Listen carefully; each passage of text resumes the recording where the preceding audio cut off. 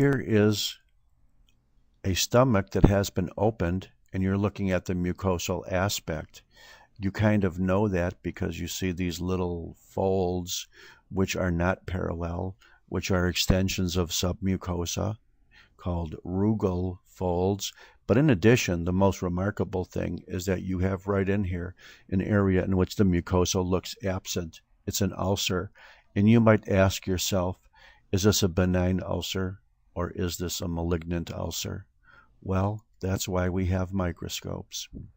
So let's take a look through this area, and perhaps this could be the pit of the ulcer, or who knows. But once again, you could see an area here in which you have sort of a squamous mucosa, and then you see all these little glands. So this is another squamocolumnar junction. Could this have been the esophagus versus the stomach? Or could this be a part of the stomach that has squamous metaplasia? We don't know. Doesn't matter. But what does matter is that if you look at the very full thickness of this organ, including the muscular layer here, not only do you see that there are a lot of these little patches of lymphocytes here and here and here and here, acting as little inflammatory substances, you could see that the glandular elements, which are supposed to be orderly and limited to the mucosa, apparently have infiltrated through this muscle and all the way, perhaps even smaller glands out here to the serosal aspect. So let's take a look at these little glandular guys. Well, here they are. This is just normal squamous mucosa.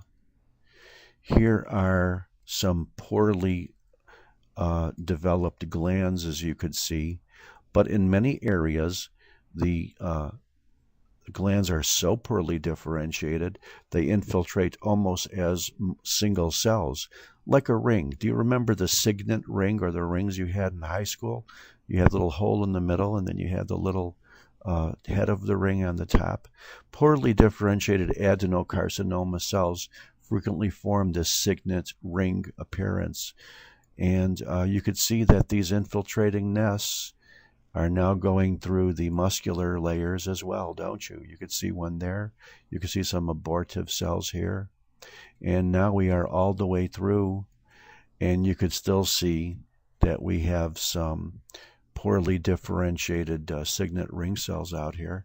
There's one. There's one, there's one. They're not quite as ring as they were before, but believe me, almost all of the big ugly cells here are poorly differentiated single adenocarcinoma cells.